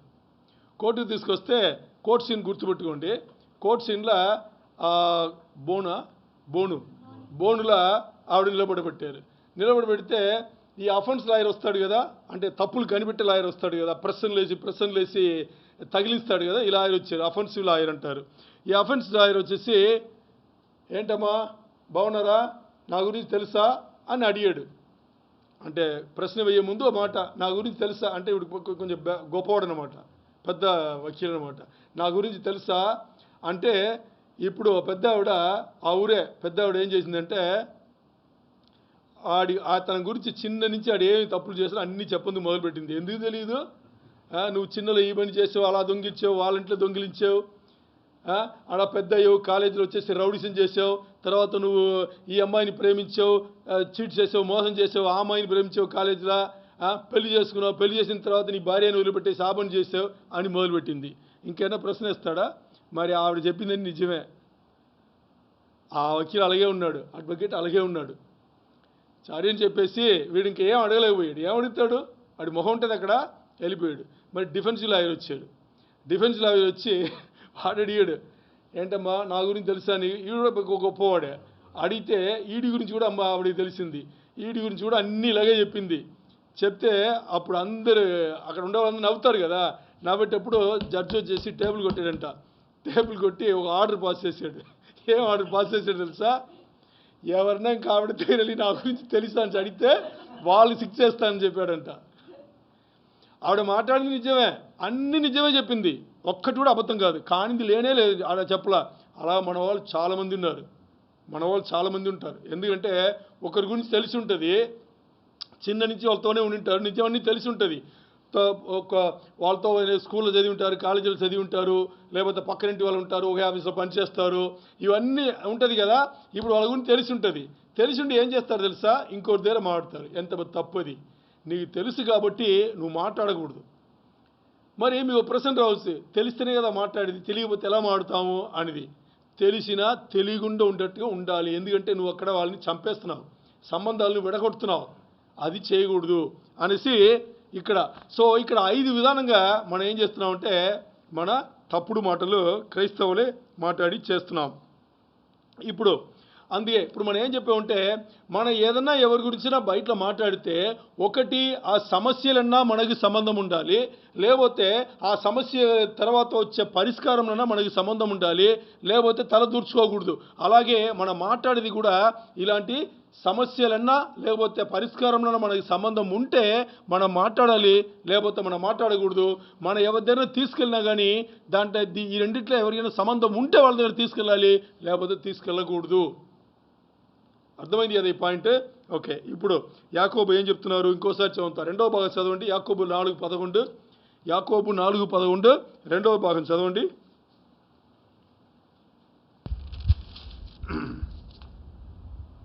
తన సహోదరునికి తీర్పు తీర్చువాడు ధర్మశాస్త్రమునకు వ్యతిరేకంగా మాట్లాడి ధర్మశాస్త్రమునకు తీర్పు తీర్చుచున్నారు.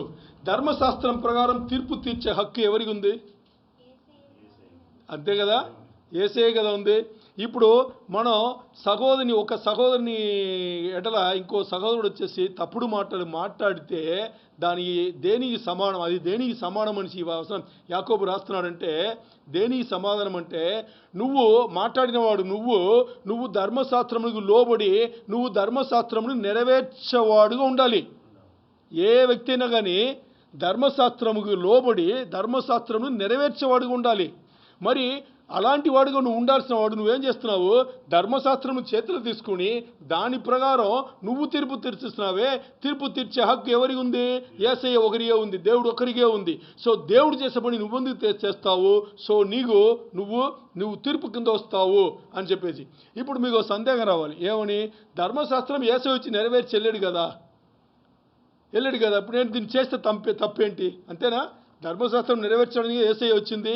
ఓకే. ఇప్పుడు ధర్మశాస్త్రంలో 2 విషయం ఉంది, బాగా అర్థం చేసుకోండి. ధర్మశాస్త్రం ఏముంది? 2 విషయములు ఉన్నాయి. 2 విషయములు ఏంటి అంటే, ఇప్పుడు ఒకటి సాక్రిఫిషియల్ సిస్టమ్, సెరిమోనియల్ లా అంటారు. సెరిమోనియల్ లా అంటే ఈ మన జీవితంలో ఏమి చేసాము దానికి బలి అర్పణలు పాప విమోచనానికి చేయడానికి దాని గురించి మాట్లాడితే అది సెరిమోనియల్ లా అంటారు. అంటే దాని ఏంటంటే ఆ బలి సంబంధం ఇచ్చింది, ఆ మందిరం సంబంధించి ఏమేమి మనం చేసిన దానికి మనం ఏమేమి పాప క్షమాపణ అడగాలి, దానికి ఏంటంటే పరిష్కారం ఏంటి అని చెప్పేసి అడిగేది సెరిమోనియల్ లా అంటారు. ఇంకోటి మారల్ లా అంటారు. మారల్ లా అంటే నైతిక విలువలు ఉండే చట్టం. నైతిక విలువలు అంటే ఇప్పుడు చూడండి, యేసయ్య వచ్చి ధర్మశాస్త్రం నెరవేర్చింది దేనికి? యేసయ్య వచ్చి ధర్మశాస్త్రం నెరవేర్చిందని దేనికి అంటే, పాత నిబంధన రోజుల్లో ప్రధాన యాజకుడు సంవత్సరానికి ఒకసారి జంతువులు పక్షులు దాన్ని చంపి దాని రక్తం పెట్టి ఏం చేశాడు? 1 సంవత్సరంలో పాపమును కప్పాడు. అంతేనా? మరి యేసయ్య చేసింది ఏంటి? దాని మొత్తాన్ని తీసివేసి ఒక్కసారి దేవుడే వచ్చి బలి అర్పణ తనను చేసుకున్నాడు కాబట్టి ఇంకోసారి ఆ బలి అర్పణ చేయాల్సిన అవసరం లేదు. ఎందుకంటే దేవుడు చేసింది. దాని యేసయ్య నెరవేర్చారు. కానీ నైతిక విలువలు సంబంధించిన మారల్ లా, నైతిక విలువలు సంబంధించిన చట్టంను ఆయన ఏం చేయాల అంటే ఏంటి అంటే, పాత నిబంధన గ్రంథంలో ఒకరిని హత్య చేయకూడదంటే కొత్త నిబంధనలు వచ్చేసి హత్య చేయొచ్చా? పాత నిబంధనలో దొంగిలించకూడదంటే కొత్త నిబంధనలు వచ్చిన తర్వాత దొంగిలించవచ్చా? పాత నిబంధనలు వచ్చేసి అబద్ధాలు ఆడకూడదంటే కొత్త నిబంధనలు అబద్ధాలు ఆడొచ్చా? కాదు కదా. యేసయ్య నెరవేర్చింది అది ఏంటి? ఆ సెరిమోనియల్ లా అని దీని ఆ మందిరం సంబంధించిన ఆ బలి అర్పణకు సంబంధించిన ఆ చట్టంను ఆయన నెరవేర్చారు, ధర్మశాస్త్రం నెరవేర్చారు. కానీ మరి నైతిక విలువలకు సంబంధించిన మారల్ లా అప్పుడు ఇప్పుడు ఒక్కటే. అందుకని ఇక్కడ మనం చాలా జాగ్రత్తగా మనం పని చేసుకోవాలి. సో మనం ఇక్కడ ఏం చేయకూడదు, తీర్పు తీర్చే ఆ స్థానంకు వెళ్ళకూడదు, తీర్పు వినే స్థానంలోనే ఎప్పుడు ఉండాలి. అర్థమైందా? మన ఇష్టాన్ని మన ధర్మశాస్త్రం చేతపట్టుకుని మనం తీర్పు లోపల తీర్పు ఇంకోరిపైన తీర్పు మనం తీర్చకూడదు. అది చాలా చాలా ఇంపార్టెంట్. ఓకే, ఇప్పుడు యాకోబు చూసారా, ఇక్కడ మన అందరినీ గోడకి తగిలించి మేకొట్టాడు కదా. మనం ఏం చేసాము? అందరు చేసామా లేదా? ఇవన్నీ చేసామా లేదా? అందరు చేసాం, అందరు చేసిందే. అందుకే యాకోబు చాలా స్థిరంగా మన అందరినీ గోడకు తగిలించి మేకొట్టాడు. అందరు మీరు చేసిన వాళ్ళు రా అని చెప్పేసి. ఎందుకంటే ఈ పత్రిక రాసింది ఎవరికి? క్రైస్తవులు. మనకు రాశాడు ఆయన, మనకే రాశాడు. మనం చేసాం కాబట్టి మనకే రాశాడు. ఇది ఎలా చేస్తున్నామంటే మనకి తెలియ ఉంటేనే మనం చేసేస్తున్నాం. అలవాటు ప్రకారం చిన్న నుంచి మన పెరిగిన వాతావరణం అలా ఉంది కాబట్టి ఆ అలవాటు ప్రకారమే మనం ఏం చేస్తున్నాం, ఈ పనులు తెలియకుండానే చేసేస్తాం. సరే, ఒక్కసారి తెలియకుండా చేసాం కదా, ఇంకోసారి చేయకుండా ఉండాలి కదా, మనకు అలవాటు అంతే. ఆ అలవాటు ప్రకారమే మనం బతుకుతున్నాము. అందుకే యాకోబు ఇలాగ పత్రికలా మన గురించి రాయాల్సిన అవసరం వచ్చింది. అది మన చాలా చాలా ఇంపార్టెంట్ అది. అందుకని ఇప్పుడు మనం ఎలా దీన్ని ఆపాలి, దీని పరిష్కారం ఏంటి, ఎలా ఆపాలి కదా, పరిష్కారం ఉండాలి కదా, సొల్యూషన్ ఉండాలి కదా. ఎలా ఆపాలి అంటే ఒక 5 దారులు పరిశుద్ధ గ్రంథం చెప్పింది. 5 దారులు ఇప్పుడు చదివాం కదా, 5 దారులు చెప్పింది. దాంట్లో మొదటిది ఏంటంటే, మనం బాగా అర్థం చేసుకోండి, దేవునికి ప్రార్థన చేసుకుని మనం గట్టిగా నిర్ణయం తీసుకోవాలి. ఇంకా మీద ఒక్క సహోదరునికి వ్యతిరేకంగా నేను మాట్లాడను అనే నిర్ణయంకు రావాలి. అలా మాట్లాడితే ఇప్పుడు యాకోబు 4:11 చెప్పినట్టుగా ధర్మశాస్త్రం చేతపట్టుకుని మనం ఏం చేస్తున్నాం, న్యాయం తీర్పు తీర్చే ఆ స్థానంకి వెళ్ళిపోతున్నాము. పెద్ద తప్పు, దేవుడు ఒప్పుకోరు.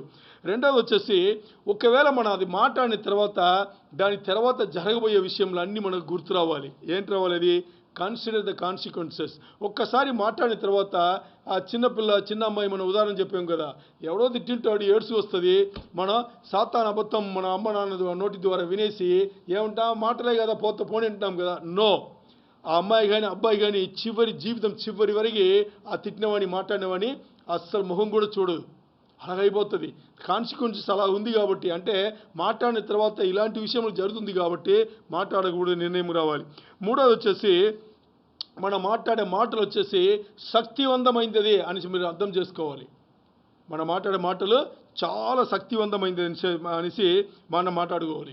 ఎందుకంటే ఒకటి, మనం మాట్లాడితే సమస్య అయినా మన సంబంధమై ఉండాలి, లేకపోతే పరిష్కారం కూడా మన సంబంధపడి ఉండాలి. ఈ రెండిట్లో మన సంబంధం లేకుంటే నోరు మూసుకోవాలి అంతే. అలాగే మన ఏదైనా విషయం ఒకరి దగ్గర పట్టుకెళ్ళినా కానీ వాళ్ళు సమస్యగానే సంబంధపడి ఉండాలి, లేకపోతే పరిష్కారంగానే సంబంధపడి ఉండాలి, లేకపోతే వాళ్ళ దగ్గర తీసుకునే వెళ్ళకూడదు. అలా వెళితే అది గాసిపింగ్ కింద లెక్క వస్తుంది. తర్వాత వచ్చేసి, ఎవరన్నా ఇలాంటి మాటలు మన దగ్గర వచ్చి మాట్లాడితే దాన్ని వినకూడదు, చెప్పేది. పర్లేదండి, ఇవన్నీ నాకు మీరు చెప్పొద్దు, నాకు ఎందుకండి, నేను సంబంధపడలేదు కదా, దాంట్లో సంబంధపడలేదు దీంట్లో సంబంధపడలేదు, నాకు ఎందుకండి అని చెప్పేది. మీరు చెప్పలేదంటే మీరు దాన్ని తీసుకుంటారు కదా, తప్పు. అది తీసుకున్న తర్వాత ఏదో ఒకటి చెప్పాలి కదా, అది ఏం చెప్పినా తప్పే. ఎందుకంటే మీరు సమస్యలో సంబంధపడలేదు, పరిష్కారం కూడా మీకు సంబంధం లేదు. మరి ఆ వ్యక్తి అన్ని చెప్పిన తర్వాత వినేసి వింటే ఏం పోతుంది అంటే, విన్న తర్వాత ఏదో ఒకటి చెప్పాలి. అది వినముందే ఇది అలాంటి విషయం తెలిస్తే ఆపేయండి. నవ్వుతూ ఆపండి. నాకు ఎందుకు బాబు ఇది వదిలేయండి, మీరు మాట్లాడుకోండి, మీరు చేసుకోండి అని చెప్పి వదిలి మీరే ఎస్కేప్ ఇవ్వండి. తర్వాత ఏంటంటే చెప్పేది ఇది నాకు సంబంధించింది కాదు. ఇప్పుడు మీరు అస్సలు టీ అంటే మీకు నచ్చదు, కాఫీ అంటే నచ్చదు, కాఫీ టీ అంటే నచ్చదు. మీరు ఎక్కడైనా వెళ్ళారు, మీకు కాఫీ టీ ఇస్తున్నారు, మీరు ఏమంటారు? అస్సలు నచ్చదు, ఇంతవరకు తీసుకోలేదు, ఇంకా తీసుకోవద్దు, మీరు నిర్ణయం తీసుకుంటారా? చెప్తారు కదా ఓపెన్గా. నాకు నిజాలు చెప్తాను, నాకు కాఫీ టీ అలవాటు లేదండి అని చెప్తారా చెప్పరా? అలాగే ఇది కూడా నాకు సమస్యలో సంబంధం లేదు, పరిష్కారం కూడా సంబంధం లేదు, నన్ను వదిలేయండి అన్నారు, అంతే, దాంతో అయిపోయింది. తర్వాత 5వ వచ్చేసి తక్కువ మాట్లాడాలి అంటున్నారు. టాక్లెస్ ఏంటి? తక్కువ మాట్లాడండి. ఇక్కడ వాకింగ్ కూడా ఉంది, అదే సొలొమోను గారు రాసింది సామెతలు 10:19. సొలొమోను గారు రాసింది సామెతలు 10:19. Too much talk leads to sin. ఎక్కువ మాట్లాడితే అది పాపానికి దారితీస్తుంది. Be sensible and keep your mouth shut. అంటే ఎంతవరకు మాట్లాడాలో మాట్లాడేసి నోరు మూసుకో అంటుంది వాక్యం చెప్తుంది. చదవండి. విస్తారమైన మాటలలో దోషం ఉండక మానదు. తన పెదవులను మూసుకున్నవాడు బుద్ధిమంతుడు. పెదవులు మూసుకున్నవాడు అంటే మాట్లాడమంటున్నాడు. అంటే ఎంత మాడాలో అంత మాడి సైలెంట్ అయిపోవాలి. సో ఇక్కడ ఎక్కువ మాట్లాడితే అది పాపముగా దారి తీస్తుంది అని చెప్పేసి. ఇప్పుడు మనం ఈ అబద్ధం, ఏదైతే అబద్ధం గురించి మాట్లాడుతున్నాం ఇక్కడ, ఇప్పుడు మాట్లాడే అబద్ధం ఏంటి? ఏ అబద్ధం ఇప్పుడు మాట్లాడేది? ఎవరన్నా కొట్టితే నాకు నొప్పిస్తుంది కానీ మాట్లాడితే ఏం పోతుందిలే అని సాతాను బయట పెట్టినాను. ఆ అబద్ధం గురించి ఇప్పుడు భార్య భర్త ఇద్దరు పట్టుకున్నారు. ఎందుకంటే ఇది భార్య భర్తకు సంబంధించింది కాబట్టి ఇప్పుడు ఈ అబద్ధం దీనికి అప్లై చేస్తే ముందు ఏం చేయాలంటే భర్త భార్యను తిట్టడం మానేయాలి, కొట్టడం మానేయాలి. అర్థమైందా? భర్త ఏం చేయాలి? భార్యను తిట్టడం అంటే గట్టిగా మాట్లాడేది కానీ రాంగ్ వర్డ్స్, సరైన పదములు లేకుండా ఇష్టానికి వాగడం కానీ మానేయాలి. అదే వాక్యం చెప్తుంది. భార్య కూడా భర్త దగ్గర అలాగే ఉండాలి. ఎందుకు అంటే భర్త శిరస్సు యేసు, భార్య వధువు, బాడీ అంటే శరీరం మెడ కింద ఉండే శరీరం శిరస్సు. అంటే వధువైన సంఘ సభ్యులు వరుడైన యేసు ప్రభును తిడతారా? మీరు ఎవరన్నా యేసు ప్రభుని తిడతారా? తిట్టరు కదా. ఇక్కడ శరీరం వచ్చేసి వధువు భార్య, శిరస్సు వరుడు యేసయ్య. ఏం జరుగుతుంది ఇక్కడ? భార్య భర్తను మాట్లాడినా, భర్త భార్యను మాట్లాడినా ఏమైంది? యేసు ప్రభు వారు మనం తిడితే పడొచ్చు కానీ మరి మన యేసు ప్రభుని తిట్టొచ్చా? సో భార్య అక్కడ ఏం చేయకూడదు, అనవసరంగా ఎక్కువ పెట్టుకోకూడదు. భర్త కూడా ఏమి మాట్లాడాలో అదే మాట్లాడాలి. యేసు ప్రభు వారు గ్రంథం ఇచ్చారు మనకు. యేసు ప్రభు వారు మనకు గ్రంథం ఇస్తే ఏం చెప్పాలో అదే కదా చెప్పిన్నారు. అనవసరంగా అయినా చెప్పినారా? యేసు ప్రభు వారు శిరసైనా కానీ అనవసరంగా అయినా వాగారా? లేదు, ఆయన పని ఆయన కరెక్ట్ చేశారు. మరి మనం ఆలోచన చేయండి.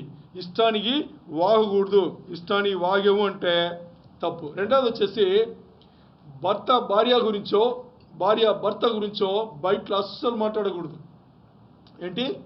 భార్య భర్త గురించో, భర్త భార్య గురించో వాళ్ళిద్దరి మధ్యలో తప్పితే బయటలే వాళ్ళకి సంబంధించిన విషయములు ఏం మాట్లాడకూడదు, ఎవరి దగ్గర మాట్లాడకూడదు. ఎందుకంటే భార్య భర్తకు సంబంధించిన సమస్యకు సంబంధించిన వాళ్ళు ఈ లోకంలో ఎవ్వడు లేడు, పరిష్కారం కూడా ఎవ్వడు లేడు. అర్థమైందా? ఒక్క దేవుని తప్పితే ఎవ్వరు లేరు. ఒక్క దేవుడు తప్పితే తల్లిదండ్రులకు కూడా హక్కు లేవు. అర్థం చేసుకోండి.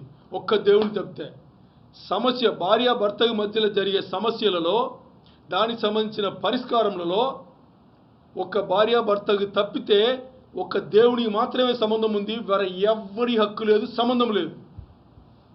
చెప్పకూడదు, చెప్పాల్సిన అవసరం కూడా లేదు. నీకు భర్తకు ఎవరిదైనా చెప్పాలి నీ భార్య గురించి అంటే ఎల్లు దేవుడి దగ్గర మాట్లాడు.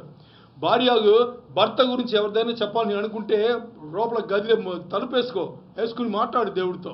ఇది తప్పితే నువ్వు చేయడానికి ఏమీ లేదు. అర్థమైందా?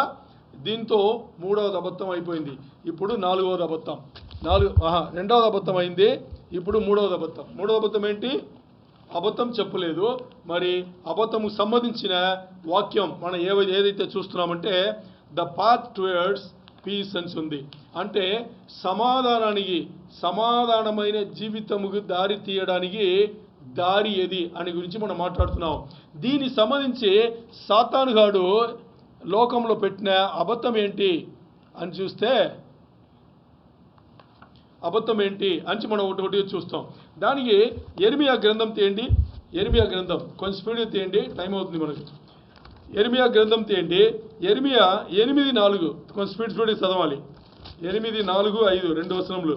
యెరెమీయా 8 chapter 4th and 5th verse. యెరెమీయా 8:4-5 చదవండి. మరియు యెహోవా ఇలాగు సెలవిచ్చుచున్నాడని ఇలాగా సెలవిచ్చుచున్నాడని వారితో చెప్పుము. వారితో చెప్పుము. మనుషులు పడి తిరిగి లేవకుందురా తొలగిపోయిన తర్వాత మనుషులు తిరిగి రారా? యెరూషలేము ప్రజలు ఏలా విశ్వాసఘాతుకులై నిత్యము ద్రోహము చేయుచున్నారు. వారు మోసమును ఆశ్రయము చేసుకుని తిరిగి రామని ఏలా చెప్పుచున్నారు. నేను చెవియొగ్గి వారి మాటలు విని ఉన్నాను. ఓకే, ఇప్పుడు చాలా చక్కగా ఉంది. దేవుడు యెరెమీయాతో వాళ్ళ జనాల దగ్గర, ఇశ్రాయేల్ జనాల దగ్గర ఇలా చెప్పమంటున్నారు. ఎలా చెప్పమంటే, ఇశ్రాయేల్ జనాంగంలో ఎవరన్నా ఒకరు పడిపోతే తిరిగి లేవరా వాళ్ళు? అంటే కింద పడ్డారనుకోండి, ఇక్కడ వినండి, ఒకరు కింద పడ్డారనుకోండి, అలా ఉన్నారు, నిలిచి ఉన్నారు, కింద పడ్డారు, లేకడా వాడు? లేస్తారు కదా, లేస్తారు. మరి ఇక్కడ ఇన్నిసార్లు చెప్పినా కానీ, దేవుడైన నేను ఇన్నిసార్లు చెప్పినా కానీ ఎందుకురా బాబు వాళ్ళు లెగరు, తిరిగి ఎందుకు దేవుడి దగ్గర, నా దగ్గర ఎందుకు రారు అంటే మనసులో మనస్తత్వం ఎలా ఉంది చూసారా? దేవుడు చెప్పినా కానీ లోకమును మాని దేవుడి దగ్గర రావడానికి వాళ్ళకి అంత కష్టంగా ఉంది. అదే ఇక్కడ యెరెమీయాతో దేవుడు మాట్లాడేది. ఎందుకు అంటే వాళ్ళు ఏం చేస్తున్నారు తెలుసా? లోకంలో సాతాను పెట్టిన ఈ అబద్ధమును పట్టుకున్నారు. ఏం అబద్ధం అది? ఆ అబద్ధం ఏంటంటే ఇక్కడ చూడండి, అబద్ధం ఒకటి తర్వాత ఒకటి మనం మాట్లాడుకుందాం. ఏంటి అబద్ధం అంటే బాగా వినండి. కంచెకు అవతల వైపు ఉండే గడ్డి పచ్చగా ఉందంట. ఏంటి? కంచెకు అవతల ఉండే గడ్డి పచ్చగా ఉందంట. అర్థమైందా? The grass on the other side is greener. The grass on the other side, చూసి చెప్తా. The grass is greener on the other side of the fence. Fence అంటే కంచె. కంచెకు అవతల వైపు ఉండే గడ్డి పచ్చగా ఉందంట. అదే పచ్చగా కనిపిస్తుంది.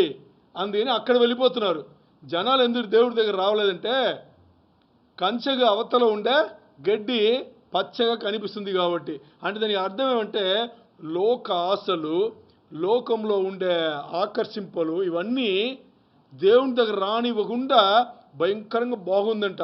అందుకని వాళ్ళు ఏం చేస్తున్నారు? అటువైపు వెళ్ళిపోతున్నారు, దేవుడి దగ్గర రావట్లేదు అని చెప్పేసి. ఇప్పుడు చూడండి, యెరెమీయా 6:16 తీయండి. లోకంలో ఇలాంటి అబద్ధములు ఎన్నో ఉన్నాయి, మనం 4 చూస్తున్నాం. చదవండి, యెరెమీయా 6:16 కొంచెం స్పీడ్గా. యెహోవా ఇలాగు సెలవిచ్చుచున్నారు. మార్గములలో నిలిచి చూడుడి. పురాతన మార్గములను గూర్చి విచారించుడి. మేలు కలుగు మార్గమేది అని అడిగి అందులో నడుచుకొనుడి. అప్పుడు మీకు నెమ్మది కలుగును. అయితే వారు మేము అందులో నడుచుకొనమని చెప్పుచున్నారు. ఎవరు చెప్తున్నారు ఇది? దేవుడు యెరెమీయాకు చెప్తున్నారు. ఏమని చెప్తున్నారు తెలుసా? ఇక్కడ చూడండి, ఇటో రోడ్ వస్తుంది, మధ్యలో జంక్షన్ వస్తుందా? ఇప్పుడు 4 రోడ్లు, జంక్షన్ వచ్చేస్తే 4 రోడ్లు ఉన్నాయి. ఈ 4 రోడ్ల 3 రోడ్లు చెడు రోడ్లు, ఒకటి మంచి రోడ్డు, అంటే దేవుని దారేది. ఇప్పుడు మన మధ్యలో నిలబడి ఏ దారి ఎన్నుకోవాలి? దేవుడి దారిని ఎన్నుకోవాలి. మిగతా 3 దారులు ఏంటి? చెడు దారులు. మరి దేవుడు ఏం చెప్తున్నారు యెరెమీయాతో? ఏంట్రా ఇదే మంచి దారి అని కనుక్కుని నా దారి రెండ్రా అని చెప్పేసి దేవుడు చెప్తే వాళ్ళు ఏం చెప్తున్నారంటే మేము రామంటున్నారంట. ఏది ఇదే మంచి దారి కనుక్కుని రెండని చెప్పిన తర్వాత కూడా మేము రాము అని చెప్తున్నారంట. ఎందుకు రాము అంటున్నారంటే ఇక్కడ సాతాను లోకంలో పెట్టిన అబద్ధం ఏంటి? కంచెగా అవతల వైపు ఉండే గడ్డి పచ్చగా కనిపిస్తుంది అని చెప్పేసి. అంటే దానికి అర్థం ఏంటంటే ఇప్పుడు నేను ఏదైతే జీవితంలో ఉన్నానో దీనికన్నా నేను అక్కడికి వెళితే ఇంకా బాగా జీవిస్తాను అనే ఆశ. ఇప్పుడు మీకు అర్థమైందా? మూడవది అబద్ధం. ఈ అబద్ధమును సాతాను ఏం చేశాడు? బయట పెట్టాడు. ఇది ఏం చేస్తుంది అనేటప్పుడు ఒక భార్యాభర్త, తల్లిదండ్రులుగా భార్యాభర్త ఈ అబద్ధమును పట్టుకుంటే ఏమవుతుందంటే ముందు వాళ్ళ పెళ్ళి మ్యారేజ్ దెబ్బతిరుగుతుంది. మ్యారేజ్కి దెబ్బ తగులుతుంది. ఎందుకు అంటే ఇప్పుడు భార్య ఏం చేస్తుందంటే ఓపెన్గా చెప్తున్నా, భార్య ఏం చేస్తుంది? పక్కనటికి వెళ్ళింటుందా? వీళ్ళ ఇంట్లో ఉంటుంది దీనికన్నా వాళ్ళ ఇంట్లో ఒక ఫ్రిడ్జ్ ఒక అడుగు ఎక్కువ ఉండి ఉంటుంది. అంతేనా? గ్రైండర్ సైజు కొంచెం పెద్దది ఉండింటుందా? ఉండింటుంది. వాళ్ళ ఇంట్లో వాళ్ళ ఇల్లు మన ఇల్లు వీళ్ళు ఉండే ఇల్లు కన్నా కొంచెం పెద్దగా ఉండింటుంది. ఇప్పుడు పచ్చగా ఉంది కదా, అది పచ్చగా ఉందా లేదా? బాగా పచ్చగా కనిపిస్తుంది. ఇప్పుడు భార్య ఇంటికి వచ్చి ఏం చేస్తుంది? వచ్చి ఏం చేస్తుంది? మెల్లిగా ఆ నైట్ పడుకుంటారే బెడ్లో వెళ్ళి పడుకున్న ఆ టైంలో మెల్లి మాటలు. ఇప్పుడు నిద్రపోకూడదు కదా, ముందు చెప్పేయాలి. ఎందుకంటే హస్బెండ్ బాగా చూడండి, హస్బెండ్ వచ్చేసి ఎప్పుడు నిద్ర ముఖం ఆఫీస్ వెళ్ళి ఉంటాడు, పనిచేసి వచ్చి ఆ బాగా భోజనం తిన్న తర్వాత అరగంట నిద్ర వచ్చేస్తుంది. నిద్ర వచ్చిన తర్వాత వెళ్ళి పడుకుంటాడు. పడుకునే టైంలో ఈ అమ్మాయి మళ్ళీ మొదలుపెట్టి ఏం చేస్తుంటే ఏం చెప్పాలో చెప్పేస్తుంది. తనకి తెలుసు ఇప్పుడు వాడు సమాధానం ఇవ్వడని తెలుసు. మరి మాట్లాడితే మాటలు ఎక్కేస్తుంది కదా, మాటలు ఉంటుంది. ఉన్న తర్వాత ఆవిడ పట్టించుకోడు. అంటే అప్పుడు పట్టించుకొని నిద్రపోయి ఉంటాడు. మరి ఇంకో 2-3 రోజుల తర్వాత వాడు మొదలుపెట్టి మొన్న చెప్పాను కదండి అని మొదలుపెడితే ఇంకా అవతల వైపు గడ్డి ఇంకా బాగా పచ్చగా కనిపిస్తుంది. ఎవరికి? భార్య. మరి భర్త తక్కువైన వాడా? కాదు. భర్త ఏం చేస్తాడు తెలుసా? భార్య కన్నా ఓ 2 అంతస్తులు 2 మెట్లు ఎక్కువ ఉంటాడనమాట. ఏదో పెద్దగా బయటికి వెళ్తాడు కదా, ఎక్కడెక్కడో భయంకరంగా చూసేసి వీడి కెపాసిటీకి తక్క లేకుండా ఏదో కొనిపెడతాడు ఇంటికి. ఏమవుతుంది? మ్యారేజ్ లైఫ్ పోతుంది, నీ ఫైనాన్స్ పోతుంది. తర్వాత ఏమవుతుంది? నువ్వు ఒక జాబ్లో ఉంటావు, ఆ జాబ్ నీకు బాగుంటుంది, మంచి కంపెనీ ఉంటుంది, జీతం పర్వాలేకుండా ఉంటుంది, మరి బాగా ప్రశాంతంగా జాబ్ చేస్తావు. ఇప్పుడు నువ్వు ఇన్ని తెచ్చిపెట్టుకుంటే నువ్వు జాబ్ మారాలి కదా. ఎందుకు జాబ్ మారాలి? నీకు ఎక్కువ డబ్బులు కావాలి కదా, మారాలి. ఇప్పుడు వాడు కారు తీసుకుంటే దానికి పెట్రోల్ వేసుకోవాలి. ఇలా ఖర్చులు పెరిగి మొత్తాన్ని పెళ్లి జీవితం ఏమవుతుంది? నాశనం చేసుకుంటారు. పెళ్లి జీవితం మాత్రం భార్యాభర్తలు మాత్రం కాదు, ఇంకా వీళ్ళతో ఉండే పిల్లలు ఏమవుతారు? నాశనం అవుతారు. ఇలాగే మొత్తానికి పోయేది. ఇంకా ఒకటొకటి పెంచుకోవడం, ఒకటొకటి అలా పెరిగి అంటే లేని దానిపైన ఆశపడ్డాం. అర్థం చేసుకోండి. దేవుడు మనకు ఏదైతే ఇచ్చాడో దాన్ని పెట్టుకుని బతకాలి కానీ, కంటెంటెడ్ లైఫ్ అంటారు, దాన్ని బట్టి బతకాలి కానీ లేనిపోని తెచ్చుకుని ఏం చేయాలి? ఒకటొకటి పెరిగి మొత్తానికి నాశనం చేసే బతుకు మనం ఏం చేస్తున్నాం? వెళ్ళిపోతున్నాం. దానికి మానవ స్వభావం వచ్చేసి చాలా ఒక పెద్ద రోల్ వచ్చేసి మనకి మానవ స్వభావం, ద హ్యూమన్ నేచర్ అంటారు కదా, అది ఉంది అన్నమాట. ఈ హ్యూమన్ నేచర్ అనగానే మనకు ఆదాము ఒక స్వభావం వస్తుంది. ఆదాము వాళ్ళు ఏం చేశారు? ఆశపడ్డారు కాబట్టి పడిపోయారు. అంతేనా? మూలపితరులు ఏం చేశారు? మనకి అవ్వ ఆశపడింది కాబట్టి తినేసి ఆదాముకి ఇచ్చింది, మొత్తానికి పడిపోయారు. అక్కడ పడిందే కదా ఆ స్వభావం మనకి ఇప్పుడు కూడా ఉంటుంది. మానవ స్వభావం అనగానే మనకు గుర్తు రావాల్సింది, ఇప్పుడు నేనైనా కానీ మీరైనా కానీ చాలా విషయంలో ఒకలాగే ఉంటాం, ఒకలాగే ఆలోచన చేస్తాం, ఒకలాగే పని చేస్తాం, ఒకలాగే మనం నడుచుకుంటాం. అవునా కాదా? ఒక సినిమా సక్సెస్ అవుతుందంటే ఎలా సక్సెస్ అవుతుంది? వేలు మంది వెళ్తే కదా సక్సెస్ అవ్వదు. అంటే దానికి అర్థం ఏంటి? వేలు మంది మరి 2-3 సార్లు చూసేవాళ్ళు ఉన్నారు. ఎందుకు? వాళ్ళు నచ్చింది కాబట్టి. అంతేనా? అంటే వాళ్ళకి నచ్చినట్టుగా వాళ్ళలాగా అక్కడ ఉంది, వాళ్ళ జీవితంలాగా ఉంది. లేకపోతే వాళ్ళ జీవితం ఏమి లేదో దాన్ని పట్టుకోవాలని వెళ్తారు. ఇలాగా వాళ్ళకి నచ్చింది, నచ్చనింది, లేకపోతే ఇంకా ఏదేది వాళ్ళకి ఓకేనా అన్నీ ఒకలా గుంపు. ఇప్పుడు జుబైల్ నుంచి ఒక ఊరుంది, దమ్మముగు జుబైల్ మధ్యలో ఎడారి ఉంది. ఎడారిలో ఎందుకు ఎవరు లేరు? ఊర్లోనే ఉంటారు. ఎందుకంటే అందరు కలిసిమెలిసి ఉండాలి అని చెప్పేసి. ఒకటి ఏం అవసరమో అది ఇంకోటి కూడా అవసరం. 4 నూలులో ఏదో కావాలంటే మీకు కూడా కావాలి కదా, కావాలా వద్దా? 4 నూలులో కావాలంటే మీరు ఎడారెళ్ళి కూర్చుంటారా ఏం వద్దని చెప్పేసి? లేదు కదా. అలవాట్లన్నీ అందరికీ ఒకలాగే ఉంది. ఇది అందుకని ఇప్పుడు ఈ మానవ స్వభావం గురించి ఒక మంచిగా చక్కగా యేసు ఒక విషయం చెప్పింటారు. యోహాను సువార్త 2:23 నుంచి 24-25 వచనం, చిన్న వచనంలే, స్పీడ్ చదవండి. ఆయన పస్కా సమయమున యెరూషలేములో ఉండగా ఆ పండుగలో అనేకులు ఆయనను చూసి ఆయన చేసిన సూచక్రియలను చూచి ఆయన నామమందు విశ్వాసముంచిరి. అయితే యేసు అందరినీ ఎరిగినవాడు గనుక ఆయన తన్ను వారి వశము చేసుకొనలేదు. ఎందుకు ఇక్కడ చూసారా? యేసయ్యను వచ్చేసి వాళ్ళు ఏం చేస్తారంటే ఆయన మహత్కార్యములు, సూచకార్యములు, అద్భుత కార్యములు చేస్తే అప్పుడు నమ్మి ఆయన దగ్గర వచ్చారు, ఆయన నమ్మారు. మరి యేసు ఎవరు నమ్మలా? ఎందుకు యేసు ఎవరు నమ్మలా? వాళ్ళు మానవులు కాబట్టి. మానవులు వాళ్ళ గురించి తెలుసు కాబట్టి. ఏం తెలుసు వాళ్ళ గురించి? వాళ్ళు ఏ సమయంలో ఏమేమి పనులు చేస్తారు. ఒకవేళ సంతోషంగా ఉంటే వాళ్ళు ఏం చేస్తారు? అందరినీ మర్చిపోతారు. ఇబ్బందులు ఉంటే అందరినీ వదిలేసి పరిగెట్టడానికి చూస్తారు. అంతేనా? నష్టం వస్తే తప్పించుకోవడానికి చూస్తారు, లాభం వస్తే ఎంజాయ్ చేయడానికి చూస్తారు. వీళ్ళ గురించి తెలుసు కాబట్టి ఇప్పుడు యేసయ్య సూచకార్యాలు, మహత్ కార్యాలు చేశాడు కాబట్టి నమ్మారు. దాని ముందు నమ్మారా? లేదు. అంటే నీకు లాభం అయితే నువ్వు వస్తావు, నీకు లాభం లేకపోతే నువ్వు రావు అనేది యేసయ్య ఎరిగి ఉన్నారు కాబట్టి. ఇప్పుడు భార్యాభర్తల దగ్గర ఎప్పుడు కూడా చూడండి ఒక గేమ్ ఉంటుంది. ఏం గేమ్ తెలుసా? ఆట ఉంటుంది. అది ఏం ఆట అంటే నాకు మాత్రం అది ఉంటే అని ఒకటి పెట్టుకుంటారు. ఆ పదం ఏంటి? ఇఫ్ ఓన్లీ గేమ్ అంటారు ఇంగ్లీష్లో. ఏమంటారు? If only game. నాకు మాత్రం ఉంటే అని చెప్పేసి. ఏ మాత్రం ఉంటే? నాకు మాత్రం చక్కని అమ్మాయి భార్యగా వచ్చుంటే అని మొదలు పెడితే జీవితాలు ఏమైపోతుందండి? ఆలోచన చేయండి. నాకు మాత్రం ఒక ముఖేష్ అంబానీ ఉన్నట్టుగా ఇన్ని అంతస్తుల బిల్డింగ్ ఉండింటే అంటే ఇంకా జీవితాలు ఏమైపోవాలి? నాకు మాత్రం ఆ కంపెనీ CEO లాగా ఒక జాబ్ ఉండింటే అని అయిపోతే ఏమైపోవాలి జీవితం? ఆలోచనలు చేశారా? నాకు మాత్రం మెర్సిడీస్ బెంచ్ ఉంటే అని మొదలు పెడితే మరి నీ ఉండాలంటే దేవుడు ఇచ్చింటాడు కదా. దేవుడు ఇవ్వలేదంటే నీ వద్దనే కదా. మరి నీ ఎందుకు అలాంటి తలంపులు? ఈ ఇఫ్ ఓన్లీ గేమ్ వచ్చేసి అందరి చెడగొట్టు. నాకు ఉండింటే అని మొదలు పెడతారు, లేదు ఉండింటే అని మొదలు పెడతారు. ఇప్పుడు లేకుండా ఉండింటే అని మొదలుపెట్టి ఉన్నెలాగా వాళ్ళు ఫీల్ అయిపోతారు. ఏమైపోవాలి ఇప్పుడు అంటే?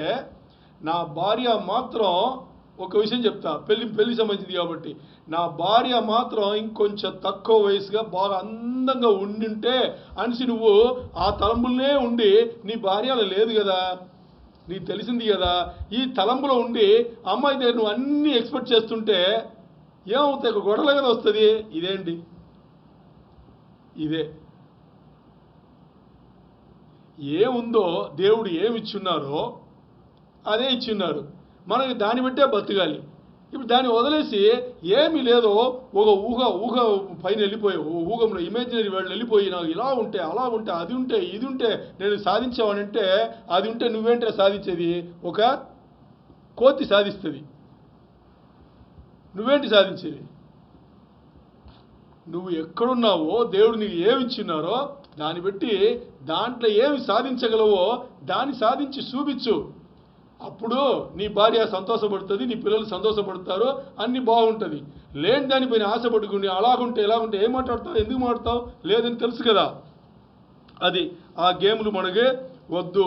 ఎందుకంటే ఇది మాట్లాడుతున్నామంటే ఈ గేములు ఏం చేస్తుందంటే మనకి ఇలాంటి తలంపులు కలిగి ఉంటే మనం ఎక్కడ తీసుకెళ్తుంది తెలుసా?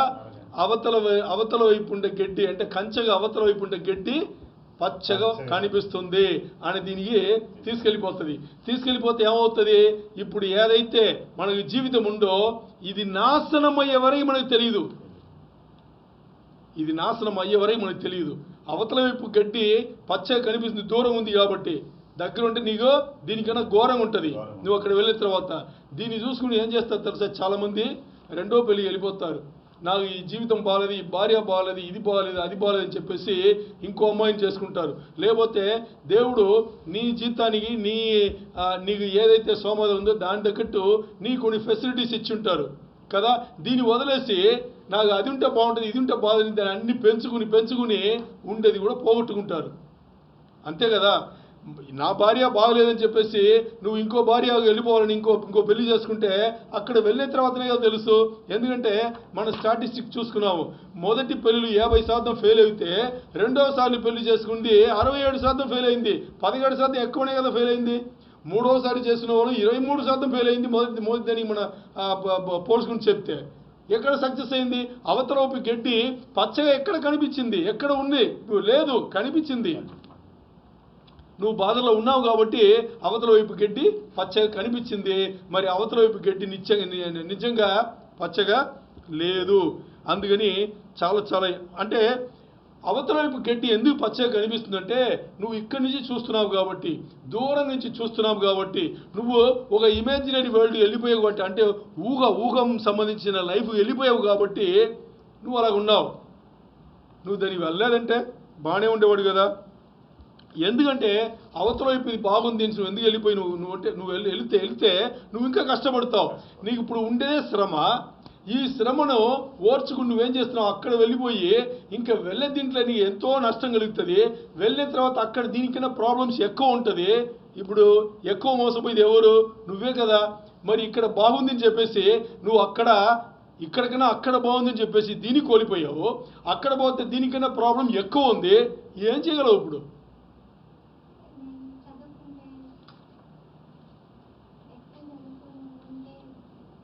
అంతే. ఈ చదవడం అన్నీ అంతే. ఇంకా నేను ఎందుకు తక్కువ చదువుకున్నాను, ఎక్కువ చదివితే ఇంకా బాగుండదు. ఈ ఊహ జీవితముగా వెళ్ళొద్దు. అర్థమైందా? ఈ ఊహం సంబంధించిన జీవితముగా వెళ్ళొద్దు. దేవుడు ఏది ఇచ్చిందో అదే ఇచ్చాడు. అంటే ఇక్కడ ఏంటంటే ఇప్పుడు ఉండే జీవితంలో బాగా అర్థం చేసుకోండి. ఇప్పుడు ఉండే జీవితం వచ్చేసి ఏదైతే దేవుడు మనకి ఇచ్చిన జీవితం ఉందో ఈ జీవితంలో నీకు అది బాగలేదు, ఇది బాగలేదు, అది కొదువు ఉంది, ఇది కొదువు ఉంది అని చెప్పేసి నువ్వు పరిగెట్టితే నీకు అక్కడ అటువైపు ఉండేది దీనికన్నా ఎక్కువ నష్టం కలిగించేదే ఉంది. అందుకనే ఇంగ్లీష్ ఒక ప్రిన్సిపల్ రాసి పెట్టాము?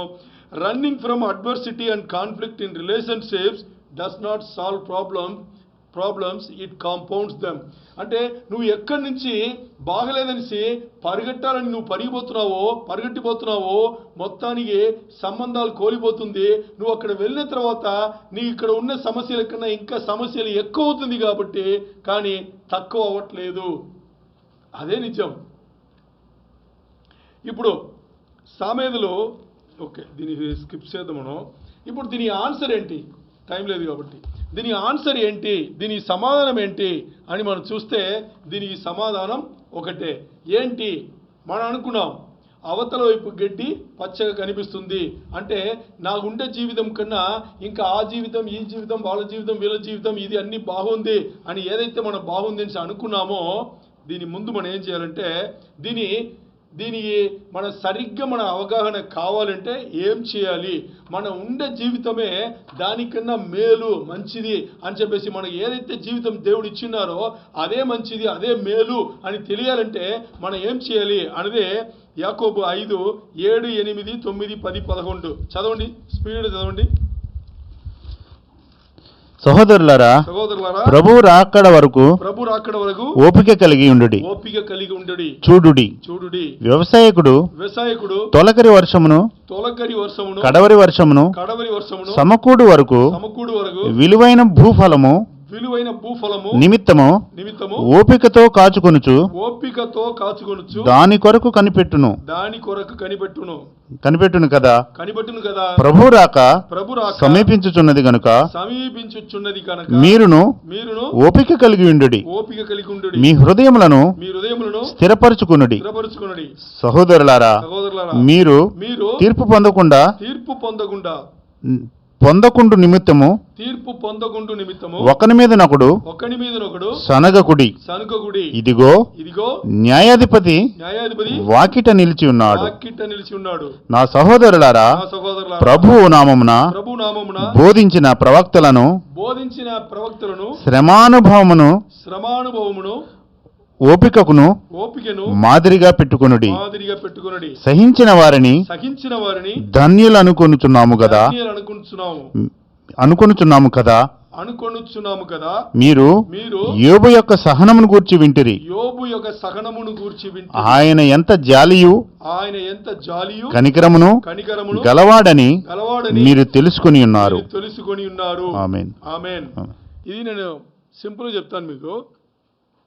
ఎలాంటి పరిస్థితులలో నేనుండే జీవితం నాకు బాగలేదు, వాళ్ళు బాగున్నారు, వీళ్ళు బాగున్నారు అని చెప్పేసి మనం చూస్తూ ఉంటే దాన్ని చక్కబెట్టుకోవాలంటే ఏం చేయాలి అనేటప్పుడు అవతల వైపు గడ్డి పచ్చగా కనిపిస్తుంది కాదని ఉండే జీవితం నాశనం చేసుకుని భార్యాభర్త వాళ్ళ సంబంధాలను తెంచుకుని లేకపోతే గొడవలాడుకుని కొట్టుకుని ఉండడానికి బదులుగా ఏం చేయాలంటే ఓర్పు కలిగి ఉండండి, పట్టుదలతో ఉండండి. పేషెన్స్ అండ్ పెర్సెవియరెన్స్ అంటారు. ఓర్పు కలిగి ఉండండి, పట్టుదలతో ఉండండి. ఎలాగంటే ఒక వ్యవసాయి పంట పెట్టిన తర్వాత తొలకరి వర్షం అంటారు. పంట పెట్టేటప్పుడు విత్తనం మొలిచి రావాలంటే నీళ్ళు కావాలి. దాని తొలకరి వర్షం ఎదురు చూసి పంట పెట్టే వాళ్ళను తొలకరి వర్షం అంటారు. మరి చివర్లో పంట మనం కోస్తాం కదా, కోసే వరకు చివర్లో వర్షం, అది కడవరి వర్షం అంటారు. తొలకరి వర్షమును కడవరి వర్షమును మధ్యలో ఆయన చేసే పని చాలా ఉన్నాయి. అందుకని మీరు ఏం చేయాలంటే ఓపికతో సహనంతో మీరు చేయాల్సిన పని తొలకరి వర్షం.